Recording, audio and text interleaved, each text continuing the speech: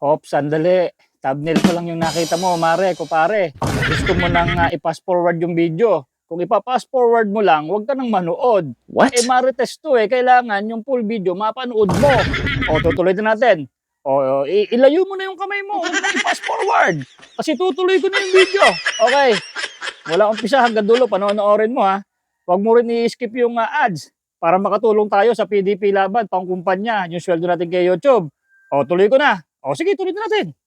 Bago tayo mag-umpisa, baka pwede nyong i-like ang video na to. Malaking bagay ang like sa aming mga content creators. Maraming salamat po.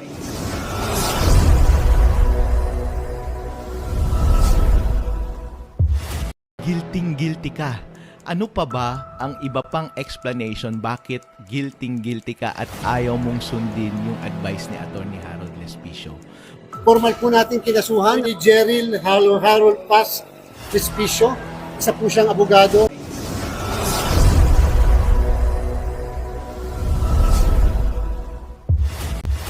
Booking na nga si COMELEC Chairman George Garcia sa plano nitong pandaraya sa midterm election ngayong Mayo matapos nitong kasuhan ang isang IT expert at isang abogado na si Attorney Harold Respicio dahil sa kanyang isiniwalat na madalian niyang mahak ang vote counting machines ng COMELEC.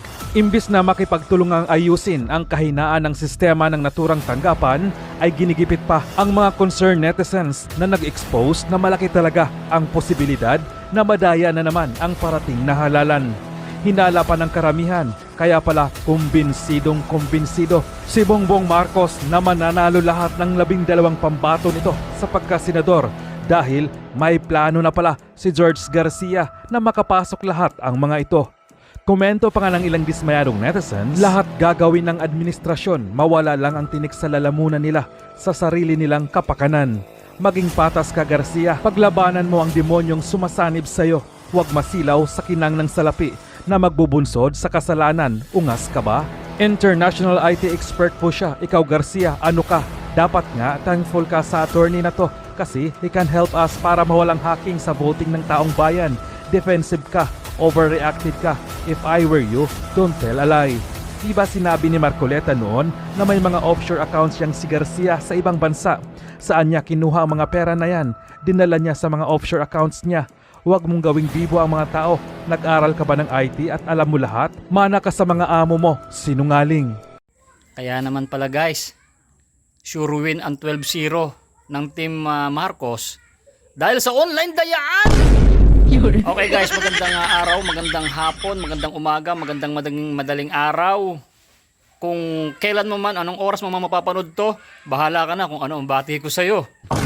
Okay guys, napakaganda ng pag-uusapan natin ito. About na naman to kay attorney, yung ating CCTV sa COMELEC. Kung bakit yung sinabi na siya ay CCTV, biruin mo kung wala itong si attorney Harold, ay hindi natin malalaman itong online dayaan. Siyempre, pag online dayaan, merong hacker. Kung meron silang hacker, meron din tayong hacker. Si Attorney Harold. Okay, seryoso tayo. Mga kababayan, dito sa napapanood yung video, kita nyo naman sa preview pa lang, ay kitang-kita nyo naman talaga, no? Talagang sampan ng kaso. Siyempre, alam nyo naman, utos siya ng mga kalaban natin at ay patahimikin itong si Attorney Harold. Tambakan ng mga kaso. Pero wag po kayo, magkakaisa tayo dyan.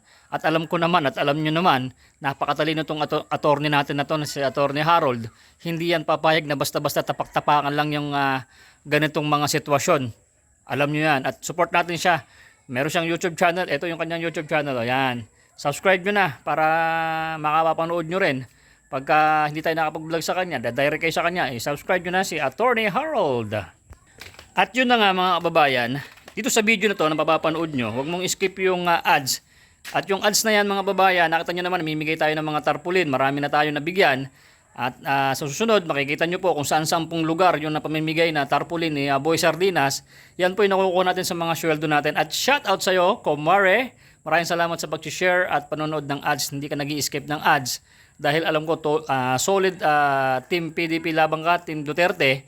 ay yun, tulungan natin yun. Mga senti-senti mo na ads, hindi mo na escape ay napagsasama-sama natin pag sumusweldo tayo kay YouTube. Nagpapadala tayo ng mga through GCash sa mga kababayan natin na nanghihingi ng mga layout at wala daw silang papaprint. Yun yung ating mga naibibigay sa kanila. Kaya kanya-kanya tayo ng kampanya tulad ng mga nakakausap ko sa aking page. Ito yung page ko. Yan yung page ko mga kababayan. Kung gusto mo rin hingin yung layout at kung wala ka sakali na papaprint, i-PM mo ako dyan at bibigyan kita through GCash ng pagpaprint, ilagay mo sa bahay mo. Yun lang, napakalaking tulong at alam ko, matutuwa ang PDP Laban. Pag napagsama-sama ko lahat ng mga picture at mag-vlog din kayo dyan sa inyong lugar, ipakita nyo, ito yung bigay ni Boy Sardinas. At mapapanood dyan ng mga kababayan natin na galing yan kay Boy Sardinas. At maraming salamat sa iyo, syempre, kumare ko, mga kumpare ko dyan, mga nanonood. At sa mga nagko-comment ng PDP Laban daw sila. Yan, maraming salamat. Hayaan nyo yung mga naninira na yan, basta alam ko sama-sama mas malakas, di ba? At yun na nga mga babayan, sa mapapanood nyo nito, itong video na sasabihin ni Attorney Harold, ipapaliwanag niya dito kung ano yung mga sistema at kung paano nagsimula. So yan, panoorin nyo na lang po sa kanyang video. At ay pakilike nyo itong video na to, kung pwede pa-share nyo para mapanood ng mga ibang natin mga kumare na hindi pa nila nalalaman itong mga ganitong mga content, ganitong mga video. Kita nyo naman sa mga survey natin, laging laglag itong PDP Laban. Pero pag nag-survey naman kami, nag-survey ay talagang malakas. Tapos pagka nagkakaroon ng mga caravan, kita nyo naman ng mga tao, grabe. Tapos sasabihin nyo, bagsak. Kita mo mga kababayan, ginagawa tayo ng mga nito, parang pinanganak kahapon. Mga boss, hindi kami pinanganak kahapon, ha? Huwag nyo kaming gawing tanga. Yung mga caravan nyo, nilalangaw. Dumadaan nga si BBM, hindi nga pinapansin eh. Kita nyo si Tatang Digong, o ano man, mga PDP Laban, grabe mga tao, sasabihin nyo, wala kaming ratings? Wala ba? Hindi kami pinanganak kahapon, mga kumare sa kabila. At dito, sa mga kumare ko dito, ng mga nanonood, shoutout po sa mga ibang bansa dyan, yung mga nakikita ko nagko-comment, mga taga-ibang bansa, mga OFWs, maraming salamat po. Team PDP Laban lang daw sila, Team Tatang Digong, kasi sa Duterte team ay ramdam talaga nila ang tunay na pagbabago at safety ng kanilang pamilya kahit nasa ibang bansa man din sila, di ba? Kasi ngayon wala na online online sip-sip na kita niyo naman, no? Pero inyo mga babae, no? Sa panahon ngayon, no? Bro, mo online sip-sip, pinalalabas na. Tapos sabi pang ganun, kami, dito, safety. Kita niyo naman. Ewan ko, yung mga bayaran sa live stream media, hindi na pinapalabas masyado yung mga no? Siyempre, masisira yung mga bangag. Bayaan nyo na yan, mga babayan. Importante, tayo, nagkakaintindihan tayo sa ating mission hanggang sa pagdating ng eleksyon. At soon, hintayin nyo po mga babayan, baka magkakaroon tayo ng malaking project. Hintayin nyo yan. Makakasama natin mga Banateros Brothers. Antayin nyo yan. Shoutout sa mga Banateros Brothers. Nasa Hong Kong po sila ngayon. Dapat kasama si Boy Sardinas kasi wala ako pamasahe Palit lang kasi sweldo ko Kaya wag mo i-skip yung mga ads ko para may pangsakali na pang-aeroplano ko Kuri po Tatang Digong O totoo, nasa Hong Kong po ang Banateros. Yung kachat ko si Tol J. Guevara. Doon si Tatang Digong. So antayin nyo kung ano mga balita doon. Ano yung gagawin nila doon.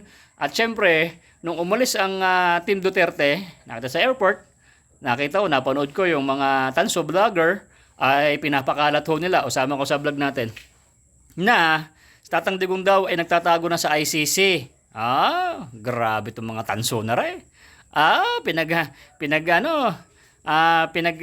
Bablog na naman nila si Tatang Digong daw. Umalis na, nagpunta na ng China. Nagtatago sa ICC. Mga buisit! Alam mo naman, syempre, mga tanso vloggers, yan talaga. Yan talaga naman kasi ang gagawin nila. Nagtatago. Samantalang January pa sinabi ng tanso vlogger na si Chris Ulo na meron ng warrant of arrest si Tatang Digong, Bato de la Rosa. Yan. January, hindi daw aabot ng January katapusan. Si Tatang Digong daw kukunin na kasi meron warrant of arrest. Kita nyo kung gano'ng ka-fake news itong mga salbahing mga hinayupak na itong mga baklang tanso, mga vloggers. Puro fake news kayo. Dahil itong mga tanso vlogger na to, wala nang ginawa. Puro mga ka-fake newsan. Sige, diyan kayo masaya. Suportahan da ka. So, yun nga mga kababayan. At punta muna tayo din sa ating headquarters. Pakita ko muna sa inyo yung ating headquarters na nandito, yung ating tarpaulin. Okay, sa mga kababayan natin na mga hindi ko pa nabigyan ng Gcash, susunod na araw, papadalan ko na kayo ng pagpapaprint nyo ng tarpaulin tulad ng ganre. O yan, ayan. Sa Mindanao, Bisaya, kung saan makita nyo tong print na to. At shoutout dun sa mga kumare natin dyan, ng mga nanghingi ng layout, pero meron naman silang pera, hindi na sila nanghingi ng papaprint kay Boss Sardinas, sa iba na natin ibibigay. Kahit tigi-tigisa lang kada isang pamilya, kung sino manghihingi, mabigyan natin. Pero si Madam, hindi nagpapabanggit ng pangalan, ang ganda ng bahay, mayaman. Nilagay ba naman sa gate niya itong PDP laban? At sasabihin ko sa inyo, itong si Madam, nagpapangalanan, isa po siyang OFW, hindi na sinabi kung saang lugar. Isa rin po si Madam na natulungan ng Duterte administration. Napauwi po sila. Sila po yung mga napauwi nun. Shoutout sa iyo, Madam. Hindi mo masabihin kung ano pangalan mo. Sabi niyo, wag na sabihin.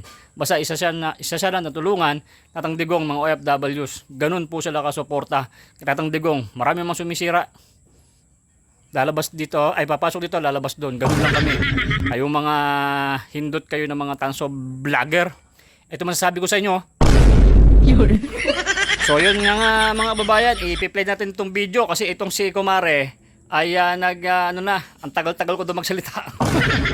So, kung sa mga sa mga manghihingi ng layout, ito yung page ko. Yan, ang page ko, i-PM nyo lang ako diyan. PM nyo lang ako diyan, ako mismo, legit page ko po yan. Page ko po yan mga babayan.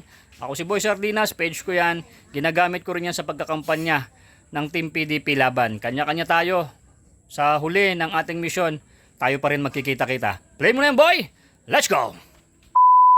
Gusto ko lamang pong i-address yung statement ng COMELEC ngayong araw na ito kung saan sinasabi nila na Attorney Harold Respicio, fake news ka kasi nagtatransmit lang naman ng data ang COMELEC pagkatapos ng printing ng election return. At pangalawa, sabi nila, yung connection ng automated counting machine sa internet ay private, hindi public. Sasagutin ko po ang mga bagay na ito. Totoo po yan, COMELEC. Magta-transmit lang talaga yung automated counting machines doon sa servers pagkatapos ng printing ng election returns. Tama po, ganun po talaga. Pero kung ganun talaga ang mangyayari, bakit kailangan nyo pang i-connect sa internet, Garud, yung automated counting machine bago ka mag-transmit ng data? Kasi kapag nakakonect yun sa internet, bago na mo naman kailangan yung internet, binibigyan mo lang ng oportunidad yung hacker na baguhin yung score ng automated counting machines. Yung sinasabi ng COMELEC na magta-transmit lang siya after printing ng election return, yun naman talaga ang nakasulat sa mga rules. Pero hindi yun yung point ko. Ang point ko is sa mga panahon na hindi kailangan na mag-transmit pala ng data sa servers ng COMELEC, huwag mo nang i-connect sa internet yung automated counting machine. Best practices po yan sa lahat ng mga sensitibong computer systems sa buong mundo. Sana po sundin ng COMELEC. Doon naman sa sinasabi nila na, Attorney Harold, fake news ka kasi yung ginagamit naman namin connection sa internet ay private connection, hindi public connection. Hello? Dapat private connection talaga kasi kahit na sinong developer ng computer program at computer systems ngayon sa buong mundo, bawal nang gumamit ng public connection. Kahit ikaw, tignan mo yung Google Chrome mo ngayon kapag nagbabrowse ka ng internet, naka-private connection yun kasi ang nakalagay doon is https://. Try mong tanggalin yung S kasi kapag wala yung S, magiging public yung connection. Ang sasabihin ng Google Chrome, oy, bawal pumasok dyan kasi baka pwedeng ma-hack yung connection mo. Kaya ang ginagawa ng COMELEC ngayon is, yung sinasabi nila ay yun naman na talaga ang nakasulat sa rules ng COMELEC as it is written right now. At yun yung best practices right now. Pero hindi yun yung point ni Attorney Harold Respicio. Ang point ni Attorney Harold Respicio is, kapag connected sa internet yung automated counting machines sa panahon na hindi naman siya kailangan mag-transmit ng data, binibigyan mo ng pagkakataon yung hacker na mabago yung score sa automated counting machines. Ang iniisip ko lamang po sa mga ganitong statement ng COMELEC, Talaga bang hindi nyo naiintindihan yung sinasabi ko na vulnerability o nagtatanga-tangahan lang po kayo, Chairman George Garcia, para lituhin ninyo ang taong bayan? Dahil po ang katotohanan is, ang iniisip ng taong bayan ngayon, ito po yung first time na nagsampa kayo sa tao sa isang critic ng automated counting machines. Maraming critics ngayong automated elections 2025 at maraming critics ng automated 2022. Ang dami nilang masasabing masasama laban sa inyo. Pero bakit ngayon nyo lamang gustong ipakulong yung taong naglabas ng expose? Bakit ngayon nyo lamang siyang gustong sirain ang buhay? Bakit gusto nyong ipatanggal yung kanyang lisensya bilang CPA, gusto nyo siyang ipadisbar at gusto nyo siyang ipakulong ng napakaraming taon? Ganun ba kasama yung linabas niya na video para ganun nyo siya gantihan at sirain ang kanyang buhay? Ang laman lang po naman kasi ng video na iyon ay ipinakita ko talaga sa COMELEC kung paano i-hack ang automated counting machines in principle gamit ang sarili kong code at sarili kong equipment. Kapag merong mandadaya sa eleksyon, yun ang gagawin niyang daya. Ipinakita ko iyon sa COMELEC, step by step, code by code. Actually, kapag ikaw yung, sabi nga ng COMELEC, para daw ako nagpakita ng manual or ipinakita ko talaga yung step by step kahit ordinaryong tao matututunan niyang i-hack yung election code, yung automated counting machine kapag nakita niya yung video ko. Actually, tama yun, COMELEC. Kasi nga, gusto kong ipakita sa inyo na kapag merong isang hacker, hindi niya kailangan yung video ko para gawin yung hack. Pinapakita ko sa inyo na posible yung hack anytime kahit na sinong may masamang gustong mag-hack sa automated counting machines. Para isang pagsubok ito sa COMELEC actually kasi kapag malinis ang damdamin ng COMELEC tungkol sa eleksyon na to at honest talaga siya, ang gagawin niya is, uy, Attorney Harold, ipinakita mo talaga sa akin na pwede talaga palang ma-hack ang automated counting machines. At thank you na rin dahil sa same na video na yan, nagbigay ka ng suggestion sa akin para paano i-correct yung vulnerability na yun. Thank you very much. Kaya taong bayan, tignan ninyo ha, nakikinig ako sa isang expert, meron pala vulnerability, best practice pala ito na huwag i-connect sa internet kapag hindi kailangan. Sinusunod ko na po dahil ito po ang commitment ng COMELEC para sa isang eleksyon na mataas ang integridad. Yun po ang pagsubok sa inyo. Kapag ganun po ang ginawa ninyo, napakataas ang trust rating ng eleksyon na ito at napakataas ng score ng COMELEC sa puso ng taong bayan. Kaso nga lang, ang pagsubok na ito, COMELEC Chairman George Garcia, kapag hindi mo sinunod ang tama, booking na booking ka, guilty ka. Ano pa ba ang iba pang explanation bakit guilty ka at ayaw mong sundin yung advice ni Attorney Harold Lespicio? Bakit for the first time gusto sa history ng mga critics ng COMELEC, ngayon ka lang gustong magpakulong at manira ng buhay at pinatanggal mo pa yung video sa internet? Iisipin tuloy ng tao is, siguro si Attorney Harold Lespicio na buko niya yung talagang modus operandi ng COMELEC kapag nandaraya sila sa eleksyon. Siguro ganito yung plano nilang gawing pandaraya ngayong eleksyon na ito, ngayong darating na 2025. Kasi nga naman, kapag pinanood mo yung video na yun, convincing talaga at pwede talagang gawin kahit na sinong tao na merong access sa automated counting machines. Pwede talagang gawin. Kaya kapag hindi mo sinunod yun, guilty ang COMELEC. COMELEC, dadayain nyo ba ang eleksyon? Kasi nga naman, ang taong bayan nagtatanong. Tanong ko po ang taong bayan, kung meron bang mangdaraya sa eleksyon ngayon, manggagaling ba sa loob ng gobyerno o sa labas ng gobyerno? Kapag manggagaling sa loob ng gobyerno ang mandaraya, yung COMELEC kaya ang mandaraya o yung administrasyon ngayon ang mandaraya? Alright? Tanong din natin, kung sila yung mandaraya, meron ba silang access sa automated counting machines? Kahit sabihin na natin na pina-independent audit nila yung automated counting machines sa galing na international IT auditors, pagkatalikod ba ng mga auditor na yon, meron pa rin silang access sa automated counting machines since sila rin yung nagbabantay ng automated counting machines, hindi po ba? At kapag ikaw ay masamang gobyerno at gusto mo talagang mandaya, gusto mo at binigay sa iyo yung napakalaking tukso na kontrolin ang demokrasya ng isang bansa. Tama ba na mag-presume na or magbigay ng assumption na baka nga gusto mong baguhin or dayain or makakuha ng advantage ngayong election na ito? Napakalaki pong tukso, ano po? Kaya kung iisipin natin, ang basic principle ng lahat ng gadget, di ba kapag may cellphone ka or laptop ka, dalhin mo sa Green Hills, kaya nilang baguhin ang source code niyan kahit merong password. Kasi basic principle yon sa internet security na kahit na anong computer gadget, kasama na ang automated counting machine, basta meron kang access sa machine, pwede mong baguhin ang source code kahit nakatalikod na or kahit tapos na ang audit. So, since ang gobyerno ang gumagwardya ng automated counting machines at sila yung pwede mong paghinalaan na gagawa ng kalokohan ngayong darating na eleksyon, meron ba silang kakayahan na baguhin yung source code ng automated counting machines na wala tayong kaklu-clue? Alright.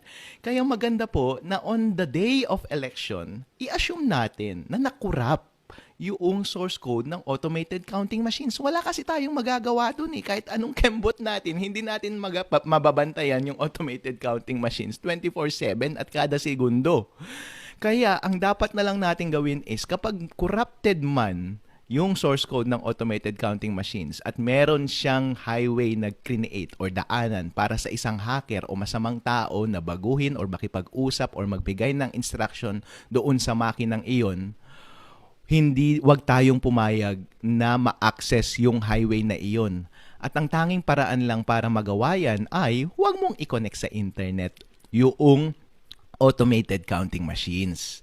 Kasi kahit corrupt yung code niyan, kapag hindi naman siya na-access ng masamang tao sa labas, wala ring silbi. Malamang ang gagawin na rin ng gobyerno or ng masamang tao na gustong baguhin ang source code noon, syempre hindi siya masyadong obvious. Kapag hindi na makakonect yung masamang tao na gustong baguhin yung resulta ng election, ang gagawin niya na is pababayaan niya na yung makina na maglabas ng totoong resulta. Kaya importante na habang nagbobotohan tayo on the election day at bago mag-print ng election return, sana hindi muna siya connected sa internet. Para, yun nga, hindi maka-access yung masamang tao at baguhin niya yung score sa loob ng automated counting machines. Tandaan po ninyo, ang score sa loob ng automated counting machines ay hindi nakikita. Saka mo lamang yan makikita ng mga watchers pagka-print ng election return. Kaya importante na bago mag-print ng election return, walang access sa internet yung automated counting machines kasi yun lamang yung first time na makikita natin yung final score pagka-print ng election return at magugulat ka na lang na yun ang resulta. Ngayon, ang mangyayari po dyan is kapag may kopya na yung mga watcher natin ng mga election return na tamang score kasi hindi connected yung makina sa internet, malamang yung masamang tao na gustong mandaya ng election, ang linagay niya na ring instruction dun sa corrected source code ay, since ganyan ang nangyari, ang isend mo na ring data sa servers ng COMELEC ay yung tamang data. Kasi nga naman kapag iba yung hawak ng mga watcher mga watcher na resulta ng election at yung mga lumalabas sa COMELEC servers, obvious na pandaraya yun at magkakaroon talaga ng revolusyon sa Pilipinas. Ang gusto pong iwasan ni Attorney Harold Respicio ay isang pandaraya na walang may alam. Kahit yung mga election board natin, mga teachers natin, hindi nila alam na merong nangyayaring daya. Kahit nga karamihan ng tao sa gobyerno, walang may alam na may nangyayaring daya. Kasi para siyang sleeper agent, kumbaga para siyang spy na natutulog at naghihintay lamang ng instruction kung gusto mong bang dayain o hindi. Kasi merong choice kung gusto ko bang dayain tong makina na ito o hindi. Malamang kung may mangyayaring daya sa eleksyon, ang may alam lang yan is yung mga iilang tao na nabibilang mo sa daliri na merong access doon sa mga device at nagbago ng source code doon sa mga makina habang walang nakatingin. Once gawin mo iyon, napakadali na lang mangyari at connected sa internet, hindi mo makikita ang mangyayaring daya, mangyayari siya in a split second, less than 1 second, iba na kaagad yung score. Yun po ang ipinakita ko sa aking video.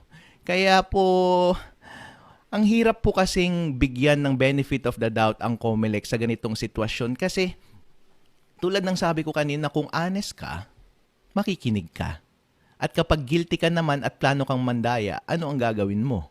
E di ipakulong mo na lang yung tao, patahimikin mo siya, patayin mo na rin siguro siya, at ipa-down mo yung video para hindi magkagulo sa ating bansa. Pero taong bayan, papayag ba tayo na nakawin sa atin ang ating demokrasya?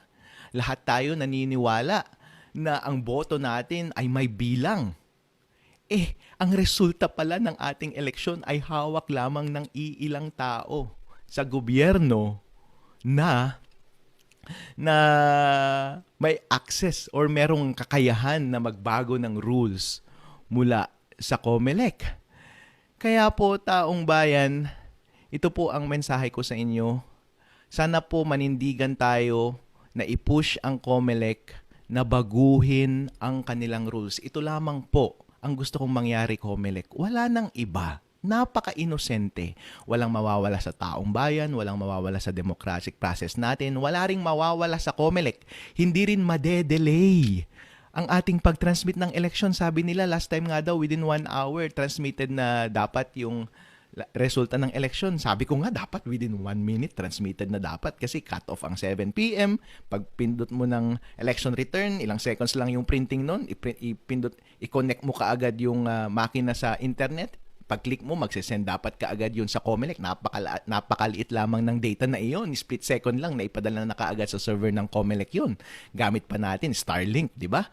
Napakaganda po yun kasi ang delay lang na mangyayari is yung moment na isasaksak mo yung LAN cable doon sa automated counting machine. It would only take you 1 or 2 seconds para gawin yun. Kung meron mang delay na mangyayari dahil sa suggestion ko, yun lamang ay 1 or 2 seconds dahil tatayo ka at ikakabit mo yung LAN cable doon sa automated counting machines.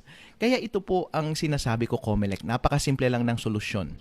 Ang current po kasi na manual ninyo paano mag-operate ng automated counting machine ngayon ay yung Annex B ng COMELEC Resolution 11098. At ang nakalagay po doon ay before the day ng elections, merong dry run na mangyayari at tetestingin mo, ito troubleshoot mo kung connected ba sa internet yung makina at merong data na pwedeng connected siya sa internet. At kapag connected siya sa internet at okay na rin yung mga ibang troubleshooting process mo, okay na, iligpit mo na yung makina para mangyari na lamang sa election day, i-on mo na lang yung makina at wala nang further instruction about sa connection sa internet. Ang madededuce mo dito ay connected na siya all throughout the day sa internet kasi walang explicit instruction doon sa manual na yon na dapat i-connect mo sa internet at i-disconnect mo sa internet yung automated counting machine at i-connect mo lang siya pag magta-transmit na ng resulta at pagkatapos ng pag-print ng election return. Tinanong ko po yung mga COMELEC officials sa aming probinsya at sa mga ibang lugar na rin dito sa Pilipinas. Lahat po sila sinasabi nila, sir, ang pagkakaintindi po namin on the election day, connected na talaga sa internet kasi wala namang explicit instruction na i-disconnect mo sa internet eh. At saka nung past elections po, connected na po siya sa internet. Kaya nga po, COMELEC Chairman George Garcia, yun po ang suggestion. Maglagay ka lang ng isang sentence doon sa manual na iyon at ilagay mo lang, on the day of elections, first thing na dapat gawin is i-disconnect sa internet yung automated counting machines by removing yung LAN cable o anumang connection sa internet na ginagamit and saka lamang i-connect sa internet yung automated counting machines kapag magta-transmit na ng data sa servers ng COMELEC at pagkatapos ng pag-print ng election returns. Yun lamang ang suggestion ko. Napakadali, napakasimpleng amendment doon sa Annex B ng COMELEC Resolution 11098. At konting pirma lang yun, Mr. George Garcia. Kapag ginawa nyo po ito, pagkakataon nyo ito na ipakita sa taong bayan na good faith talaga kayo at napakataas ng score nyo sa puso ng mga Pilipino. Pero kapag hindi nyo po ito ginawa, Diyos ko po, lahat na po ng pagtataka, lahat ng doubt, lahat ng suspicion ay nasa sa inyo na. Kung baga sa korte, guilty na po kayo. Ano ba ang dahilan bakit ayaw nyong gawin ito? Ang tanging dahilan lamang po na nalalabas is mandaraya talaga kayo. Kaya nga po, yun ang sinasabi ko, Chairman George Garcia, na sana ay mag-cooperate po tayo para po ito sa ikagaganda ng ating demokrasya at ikagaganda ng ating bansa. Kapag hindi po natin gagawin ito, ang resulta lamang ay bababa ang kumpiyansa sa ating bayan at bababa ang kumpiyansa sa ating eleksyon. Ayaw po nating mangyari na mawala ang kumpiyansa ng taong bayan sa ating proseso ng eleksyon dahil yung kinakatukutan po nating kaguluhan ay mangyayari kapag yan ay pinabayaan ninyo.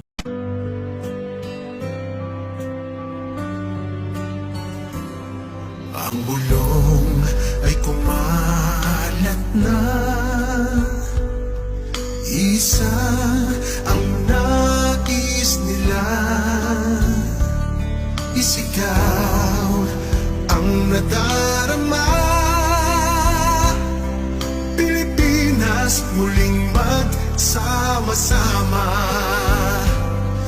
Pilipinas Duterte pa rin ang tunay na nagmamahal sa atin.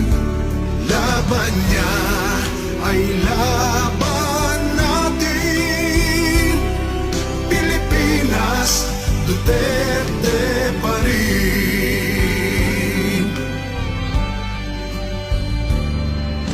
Inang bayang minamahal,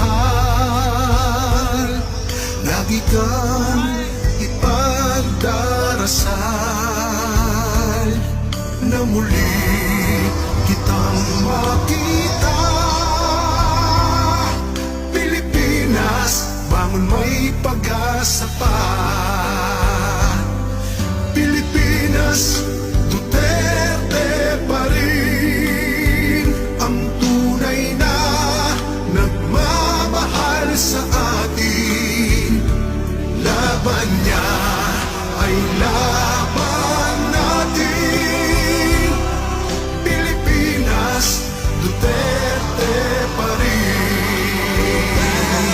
Pilipinas Duterte pa rin ang tunay na nagmamahal sa atin. Laban niya ay laban natin, Pilipinas Duterte pa rin. Pilipinas Duterte pa rin. Magkakaisa Yay! sa Pilipinas. Alright! Taong bayan ay unahin at dapat magkaisa. Hey! Ayusin ang mga problema ng ating bansa. Ang Hey! galit ay alisin at dapat magkasundo. Payama ang ating bansa. Asenso at taong bayan ay unahin at dapat magkaisa. Hey! Hindi ang pagkaaway at ang pagkakagulo. Ang galit ay alisin at dapat magkasundo. Payama ang ating bansa.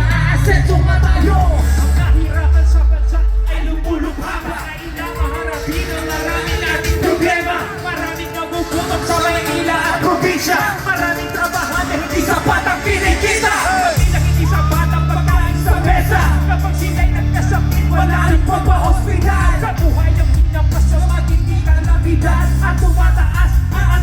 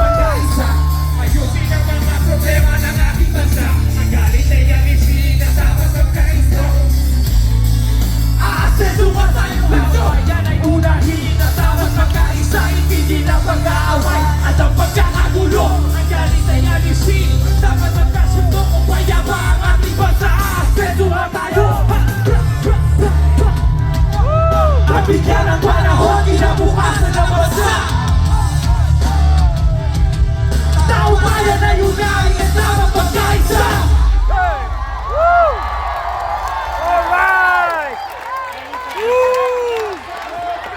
Magkaisa!